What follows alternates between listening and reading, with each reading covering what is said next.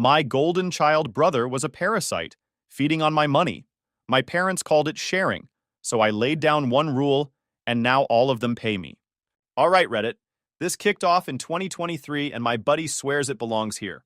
I'm 26 male, married for 3 years, new dad, camped at my parents' while our place crawls toward handover. Temporary, which in my family means the calendar gave up. If you've never lived in a 5-room flat with more adults than chairs, congrats on your life choices. I'm in that weird limbo where I'm a grown man with a wife and a baby, but also the guy asking mom where she hid the rice cooker because she're organized again, like she's running a small warehouse. We're staying with mom and dad while our place is being built. It's temporary, which in our family means the calendar gave up. Enter my younger brother Liam, the family favorite, fresh back from overseas with his crew and a spare key that opens more than doors. The house runs on vibes instead of rules. My labels don't survive. Theirs do, and somehow 2 babies get 2 different speeches. I'm trying to figure out whether I'm being petty or finally paying attention. No verdicts, just the setup. People always ask why we didn't just move out. Short answer, we couldn't. Handover got pushed twice, rent for a 2-bed near work costs more than our mortgage. Daycare waitlists are a season long, and my in-laws aren't an option with her dad just out of the hospital. Temporary meant arithmetic, not pride. Liam moved back from overseas with his family. First week, my sister got pushed into the study for the family. That set the tone. Unwritten rule here. If Liam does it, my parents say we'll replace it. If I do it, I hear be considerate. Same action, different speech. The fridge does the talking. Their shelves have neat labels. Ours, kids. The one time I labeled mine, mom peeled it off because labels are messy. That night I opened my container and found a spoon line through the food. The label lay on the shelf curled like a dead bug. I thought it was for sharing, she said. Liam's back with his wife, a toddler, and a newborn. 2 babies in the house if you count mine. When Liam's baby cries, mom comforts and shushes everyone. When mine cries, mom tells me to take a walk. So I walk. Dad reminds me the power bill is high, then naps under the aircon. I keep my mouth shut and add it to the scoreboard I'm not supposed to keep. Liam also has a spare key for convenience. Means he can pop in, open the fridge like a TV, and just see. I come back from groceries and he's already there. Normal, apparently. It's not one explosion. It's a drip. Labels off, lectures on, key in, door open. I'm not asking for special. Just same rules for everyone. That's the baseline. Quiet, unfair. Manageable. Until it isn't. You know how some families have house rules stuck on the fridge? Ours has house vibes. No posted rules. No chore charts. No house rule magnets. Just a feeling that certain people can do certain things and everyone else should smile about it. I didn't see it clearly at first. It showed up in small ways, then louder ones. Then in ways that made me stand in the hallway with a diaper bag on my shoulder thinking, am I crazy or is this not right? The health stuff was the first loud one. Daycare sent a message about an RSV case. Not even my kids' class. Just a general notice. We all got the same text. Most parents read it and wiped things down more for a week. Liam reads it and decides it's a reason for me, my wife, and our baby to leave the house. Not for a day, for a while. He said it like he was reading the news. RSV is bad for newborn lungs, he tells me in the kitchen, pointing at his baby asleep in the carrier, like I hadn't had the exact same talk with our pediatrician. You should take yours somewhere else, just for some time. Play it safe. Where would I go? I ask. This is my parents' place too. He shrugs. Her parents? He says, meaning my in-laws. I tell him my father-in-law just got out of the hospital. He presses his lips, nods like a manager, and repeats, play it safe. I go to Dad. He's at the table with the paper, glasses low on his nose. I explain the RSV thing and what Liam said. Dad says I can stay, but the way he says it tastes weird.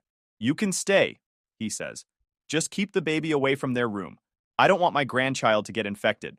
Like I needed permission to live where I already live, and like my own kid doesn't matter. He pats my shoulder, like he just did me a favor. I say thanks. It feels like I thanked someone for not evicting me from my parents' couch. That whole week I kept our baby in our room, like he was a museum piece. We wiped every handle. We ate quietly. Mom praised Liam for being so protective. To me, she said, just follow for now. Follow what? A distance rule invented on a Tuesday? 2 weeks later, real sickness showed up. Their toddler got HFMD. It happens. Kids swap germs like Pokemon. I was actually fine to roll with it if everyone tried a little. Instead, their kid ran happy laps around the house, touching every surface. including my baby's walker, which I had wiped so much it squeaked. Liam and his wife said, "He's fine now," while the spots were still fading. Fine now equals not contagious anymore in their heads. I'm a dad with wipes. We stayed in our room again while everyone assured us it spreads by saliva. He joked about building immunity. I wiped the walker and moved on. This wasn't theater. Our baby was tiny, sleep fragile, the kind of lungs doctors prefer clean air. We weren't trying to sterilize life. We were trying not to share a virus we didn't have to. Wipes were cheaper than hospital parking, and caution cost less than a night in pediatrics. The kitchen didn't help. Liam cooked like a party and cleaned like a roomer. The double standard wasn't just food. It hit everything. My nephew borrowed Liam's old bag to bring to school. He brought it home a bit dusty, so he washed it and hung it up.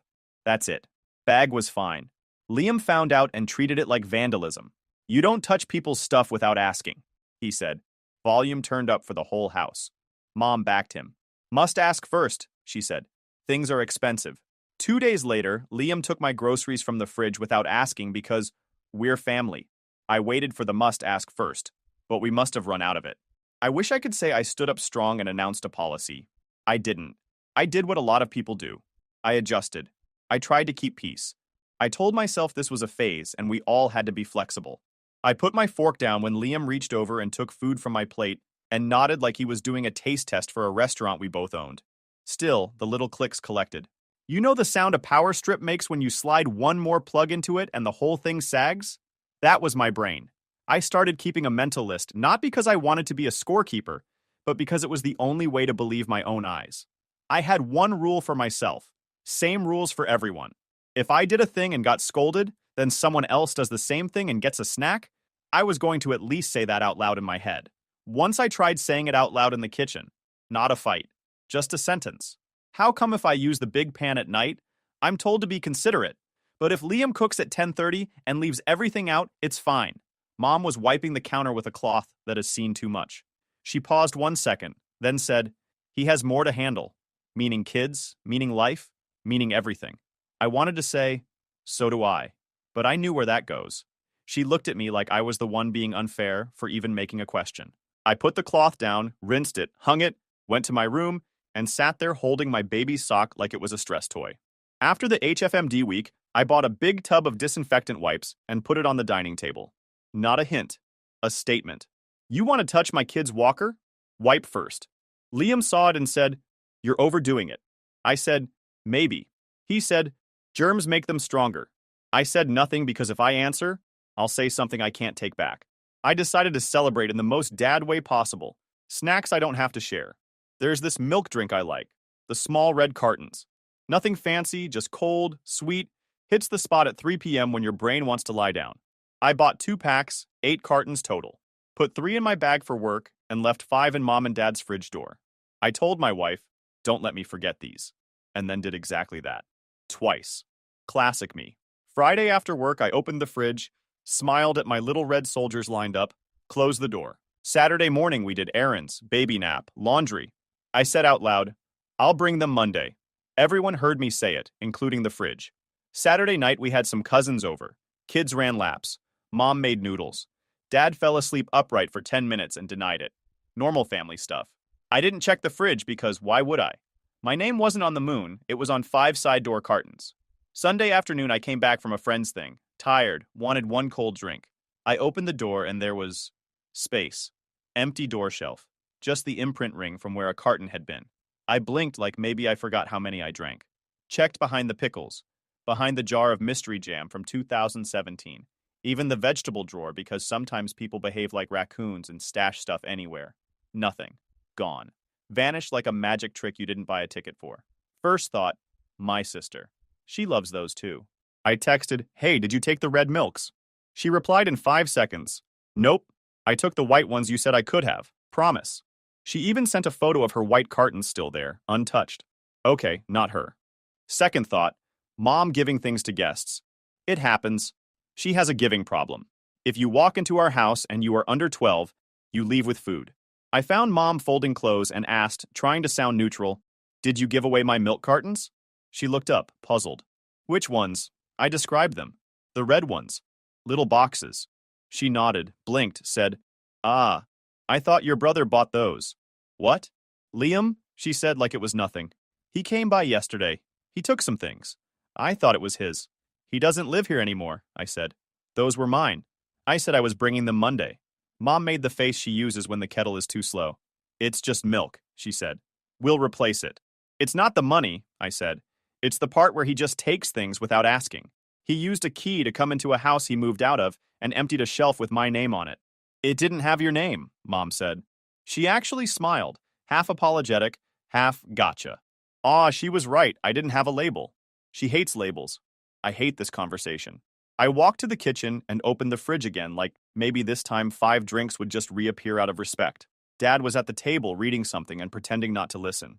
My wife came in and did the quiet shoulder touch that says, I'm here, without adding fuel.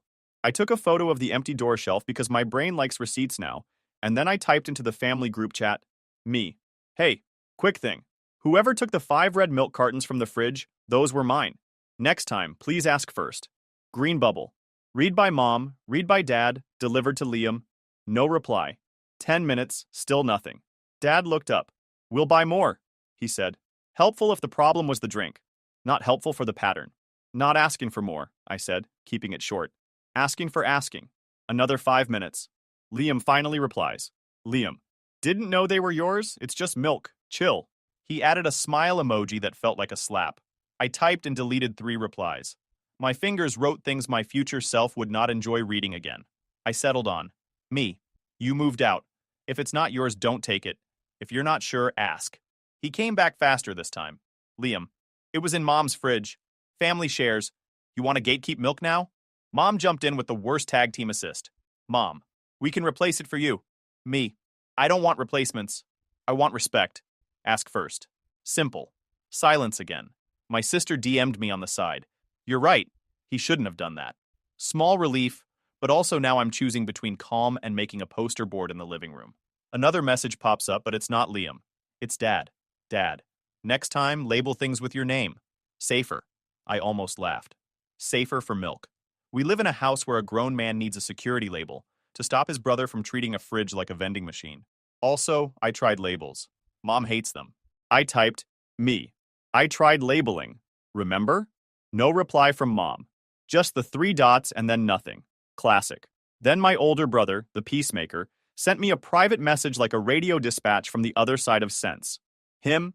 Let it go. You know how it is. He's the youngest. Don't start drama over drinks. Me. It's not over drinks. It's the year of things like this. Him. We all know. Not worth it.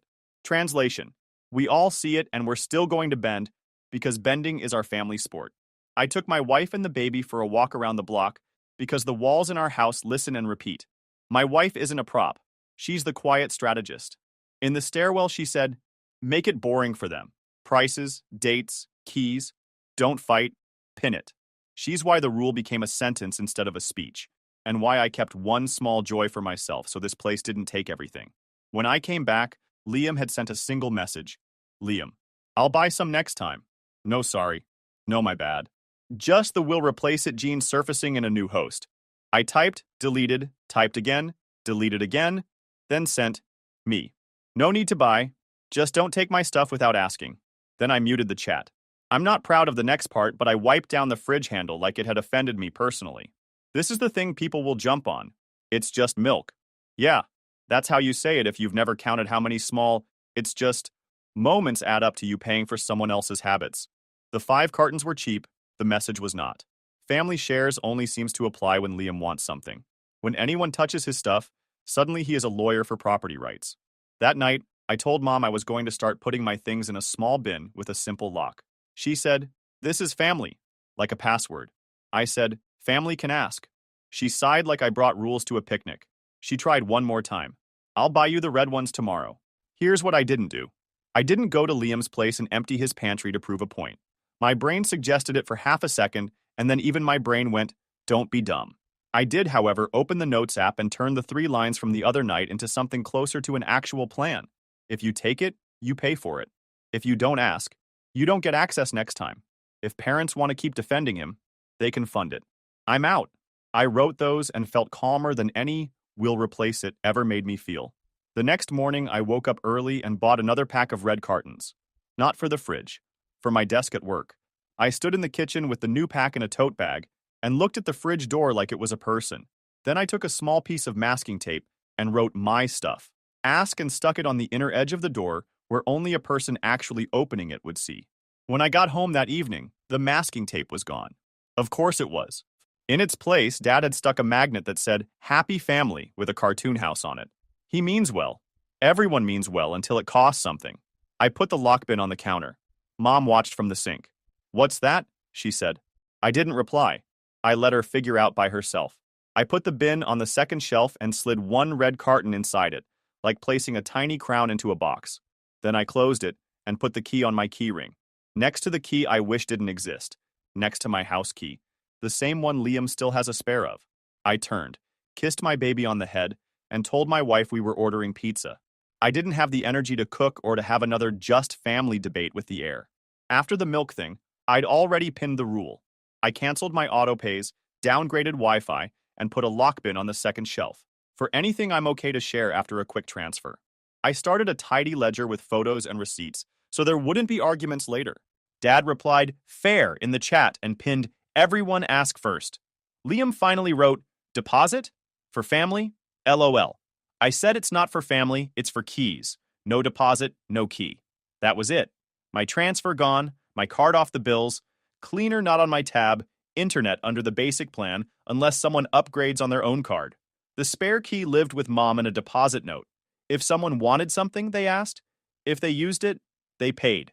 Family chat sat there like a parked car. Dad's "Everyone ask first, okay?" was pinned. Liam finally broke the silence. "Not paying deposits or any of that? This is family." "Cool," I replied. "Then leave the spare key with Mom." Nothing back. 2 nights later, he turned the gate with the spare key and walked straight to the fridge like it was his locker. He grabbed my lock bin. It clicked and didn't move. He checked the shelves, closed the door, opened the pantry. "Where's the sample?" "In the store," I said. "User pays." He muttered so calculative and drifted to the TV. The streaming app threw a banner. "Subscription ends on the 31st. He tried another. Same banner. Dad squinted at the screen. "If you want it, renew it," I said. "Shared stuff isn't on me anymore." He switched to free channels and stared through a cooking show like it owed him money. Groceries were next. I'd been the one buying the basics all year. Oil, rice, onions, sauces. So when I stopped, gaps showed up fast. Mom opened the pantry and saw empty space where the oil usually lives. "Where's the oil?" she asked. "I stopped stocking shared," I said. "User pays." She wrote "oil" on a scrap of paper and stuck it on the fridge. No speech, just a list. Cleaner day rolled around. I wasn't covering it anymore. Mom asked in the chat, "Confirm Monday?" No one answered for 20 minutes. Dad finally said, "Skip this week." Kitchen stayed dirty longer. On Tuesday night, Liam did a big pasta run. 3 pans, red sauce freckles up the backsplash, half a block of cheese shaved like snow. He went to check the kids and never returned to the stove. By morning, the aunts were holding a festival. Dad looked at the line of them and said, "Book someone." Mom said, "It's expensive." Dad turned to Liam. "Who cooked?" "Not me," I said, before anyone got ideas. "Book it," Dad told Liam. "Pay it." "Over ants?" he threw back. "Over mess," Dad said. He booked. He paid. Receipt went into the chat. $75. Not my card this time. A day later, he arrived with a plastic bag. He opened the fridge, stared at my lock bin, then pulled out his own sauces and snacks. He left them on the second shelf. No label. He waited a beat like he expected the shelf to label itself. I slid a small sticky to him. "Write yours if you want. Ask first. Still applies." He didn't write anything. Shut the door. At night, he reached for my bin again. Reflex. Stop. Blink. He turned to me. "Got one of those red milks?" "Yeah." I grabbed one from the mini fridge in my room and handed it over. "This one's on me." He took it and moved on. I didn't open the bin. One freebie. That's enough. Next morning, the group pinged. "Dad, spare key deposit, $300. Leave with Mom by Sunday or keep the key with her." Mom, "I'll hold the deposit and return if no issues." Liam, "You serious?" Dad, "Yes." Sunday, no deposit. Mom extended to Wednesday. Wednesday evening, he tried the key again. Gate opened, but Mom stood at the shoe rack with her hand out. "Key, please." "Why?" "Deposit first." We agreed. He tried a joke. She didn't smile. He dropped the key into her palm. My parents aren't villains, just practiced. Dad keeps tapping the pinned messages like guardrails. His way to balance sons without taking a side. Mom is allergic to labels on shelves but can't argue with invoices. The basket by the door gives her a script. She calls it fairness. I call it progress. Finally, they are in their right mind. And I guess this would have never happened without the money thing. She dropped the key into the rattan basket by the door. He walked to the fridge without the usual swagger, opened, saw everything exactly where it should be, closed, and went to free TV. Utilities bill hit the family email the same week. I wasn't on auto pay anymore. Dad forwarded it. Due 15th. He added a split by usage. Dad/mom %, mine, Liam's for stays and heavy use. No drama. Math, Liam. I don't stay here. Dad, you use. Transfer appeared the next day. Just a number in the joint account. Dad reacted with a thumbs up. That night, Liam stood in front of my lock bin again, phone in his hand. He didn't pull the lid. He sent me $3. I unlocked the bin, handed him a red milk, locked it again. No speeches? Done. 2 days later, the streaming banner flipped from ending to ended. Dad and Liam watched the message. He half pointed his chin at me. Nope, I said. Mine's personal. He opened his wallet app and signed up. 5 minutes, 2 size, 1 card number. He watched his show like always. Only now it was his account. That's the whole point. By the weekend, Mom put a small rattan basket on the shoe rack labeled keys. The spare key lived there. People could look at it, but it didn't walk around without a deposit. Dad nudged the basket to the exact center of the shelf like he was measuring with his eyes. That's his way of saying a rule is real.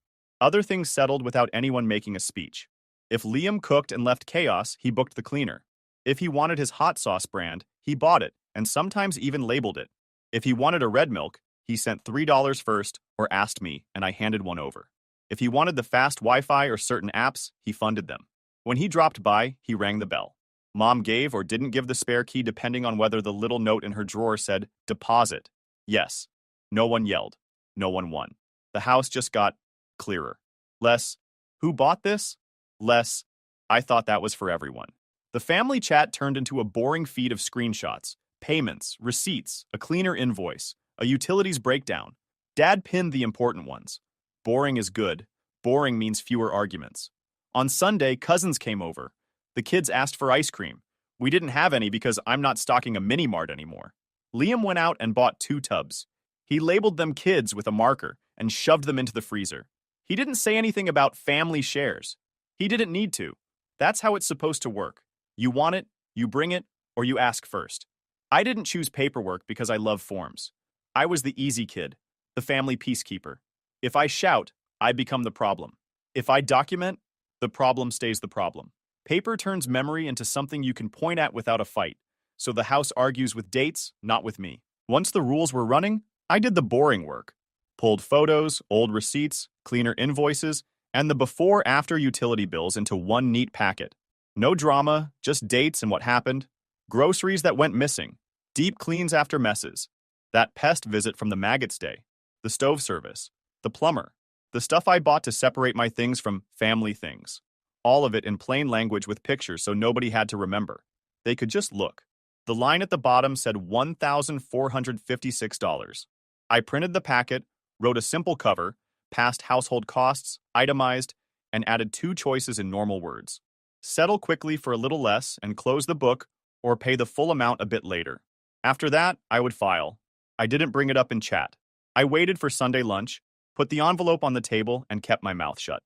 Dad opened it and read slowly. He didn't argue with the photos. He didn't like the maggots picture and slid it back like it was still alive.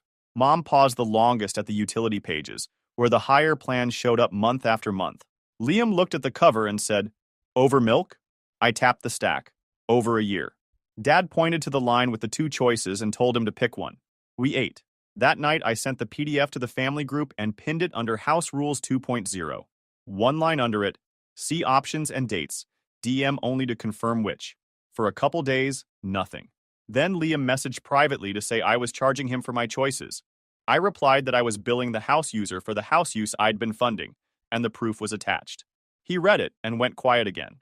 Midweek, he tried the "We're family" line in the main chat. Dad wrote back that family still gets bills. Mom added that the first option was cheaper and we should be practical. My sister agreed. The quick pay window passed without a transfer, so I posted that the later date was ticking, and I'd file after that.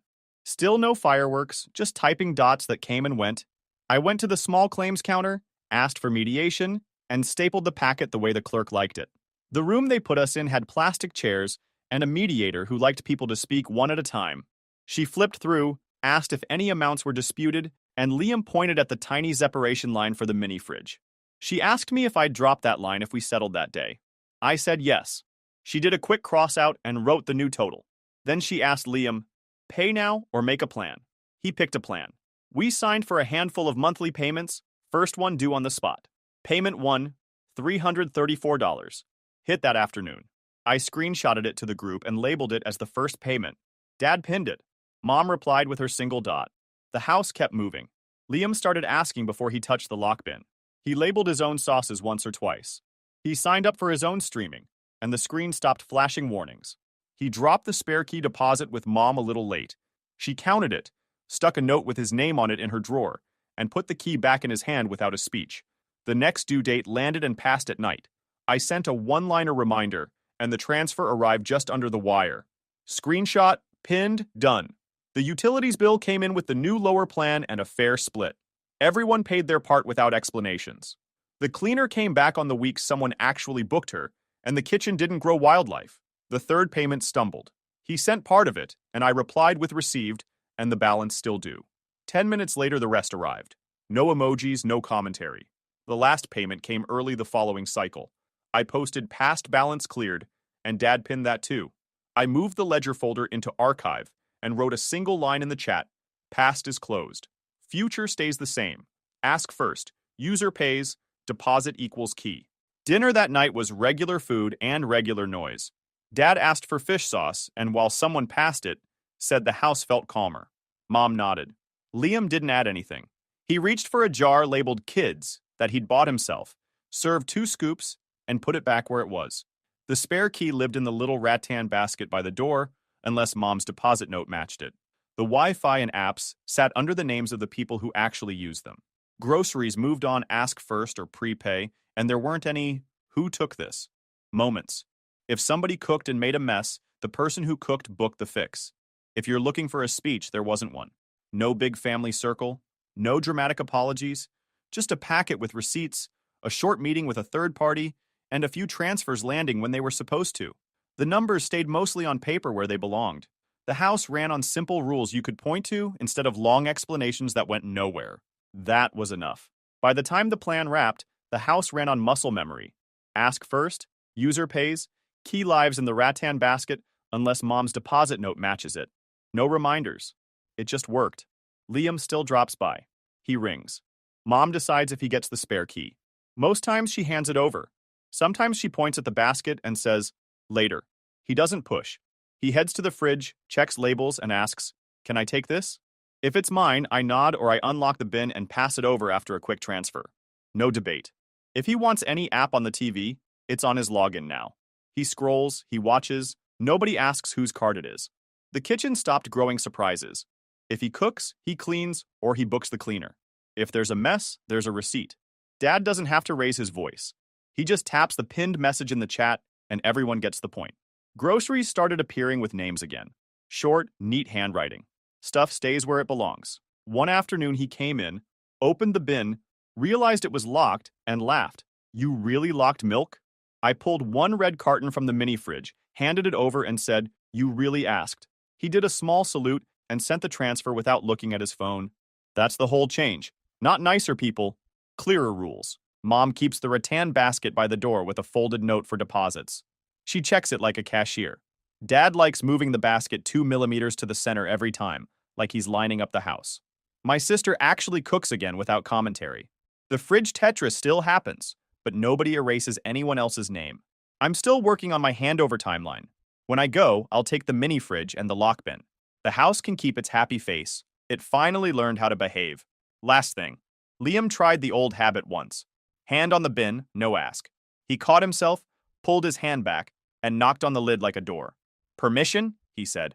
I unlocked it, passed him a carton, and locked it again. He grinned. Respect. Close enough. Just a quiet place where the bill lands in the right lap. The key stays where it should, and milk doesn't walk by itself.